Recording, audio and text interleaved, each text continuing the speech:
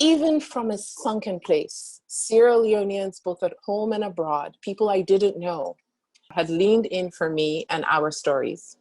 Because of your support, I was able to hire a producer and a production assistant. It gave me confidence to keep moving forward. While money was the reward in that one instance, profit is not what drove me to make the show, what drives anything else that I do. When it comes to Sierra Leone, if profit is your sole motive, then your impact will be minimal, if at all, and the people you employ or partner with will treat you the same way you treat the country, exploitatively. Since 2007, when I left my life in New York City to give Sierra Leone a try, what has driven me is impact. For the past 13 years, I've asked myself the same three questions. What can I do to positively impact our national consciousness? What can I do to create opportunities for others and for myself? And lastly, what can I do to solve problems with other Sierra Leoneans?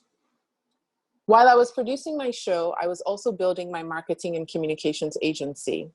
I bid for a contract with UNICEF. I interviewed and won the contract. No bribes were paid. Nobody used their sababu to get me that gig.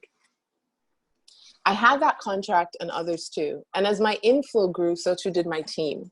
I had never had an office in Sierra Leone. For years, I worked from anywhere as long as there was Wi-Fi and a table. Bliss had been my office, Balmaya, Newbrook Hills Hotel, and Radisson. They'd all been my offices.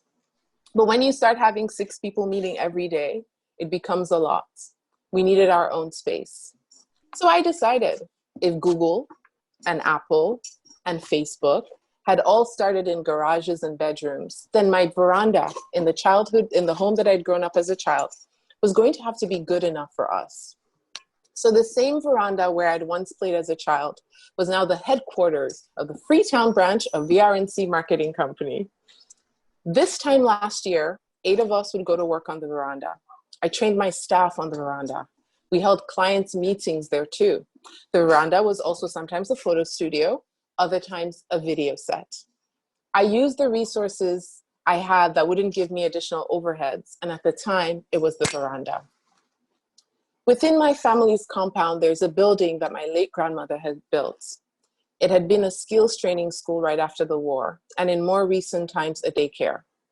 Last year, this time though, it was derelict. Since my grandmother passed in 2011, the building had become an eyesore that we tried to ignore. One day as I was walking past it, it struck me that it could be something more. I started with a small investment of 10 million leones, about $1,000. Whenever I had cash liquidity, I put more towards the building. When I didn't put any more money into it. A little over a year after we started construction, the team and I left the veranda and we moved into what is now our office. Construction is ongoing, and in another year, I hope that that building, which was once dilapidated, will be a startup lab where creatives and techies like you will be able to find a community to solve local problems and the resources too.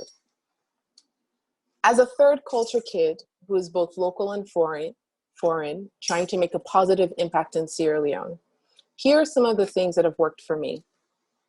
First and foremost, I learned early that proximity to power was not power.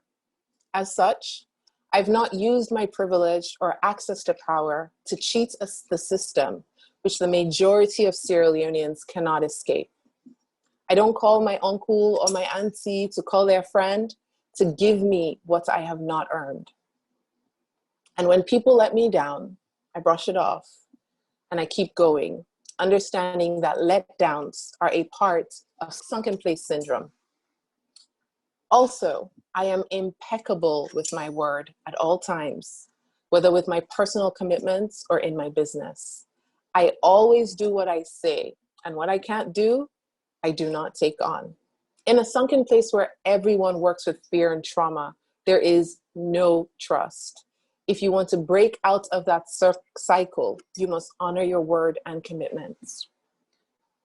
No matter what is going on around you, stay focused on honing your craft and improving your skill.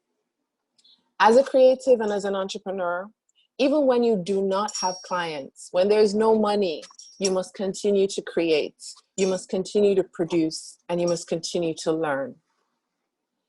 Consider your life as a lab. Be in a state of constant experimentation, noting the inputs from yourself that yields the best results. In the sunken place, the only way to start the process of change is to work from within. The changes and growth you see with yourself and your work will give you the confidence you need to keep moving forward. Practice all the time. Try new recipes that no one will taste. Take photos that no one will see. Write stories that no one will read. Design a dress that no one will wear. Just keep doing and learning, unlearning, and creating.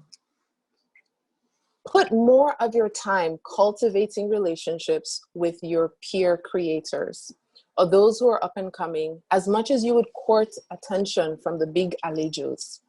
I promise you that the returns on your investment to your peers and the next generation will be more fruitful than any president wearing your designs or any minister giving you an endorsement.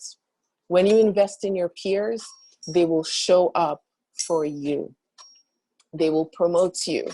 And slowly, you will collectively build an ecosystem that supports yours and their work and increases your visibility in a meaningful way. Don't overlook people who are growing and bypass them for those at the top. If you can build with a collective, you become stronger collectively.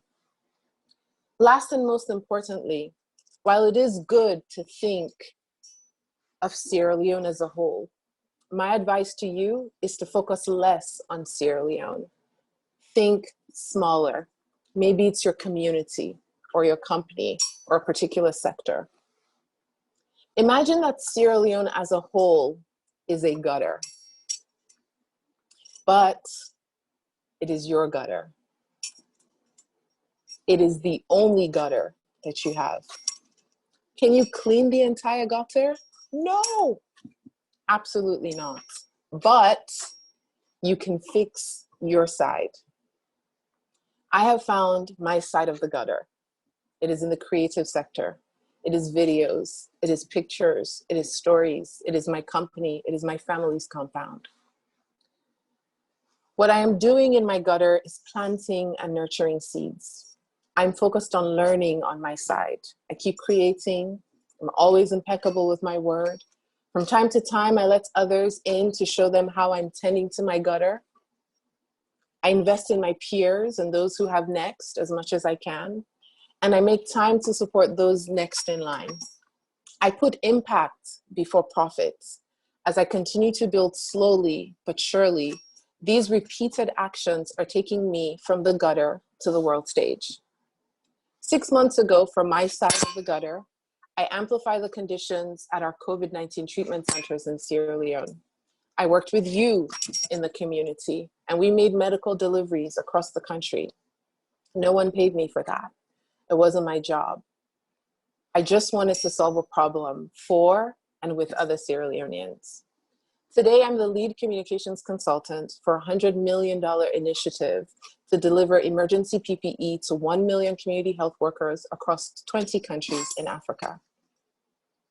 If you put impact first, if you put our community first, and you do the work, in spite of the fear, little by little, light starts to break into the sunken place, and faith too. And the trauma, it starts to fade. Salon or fine.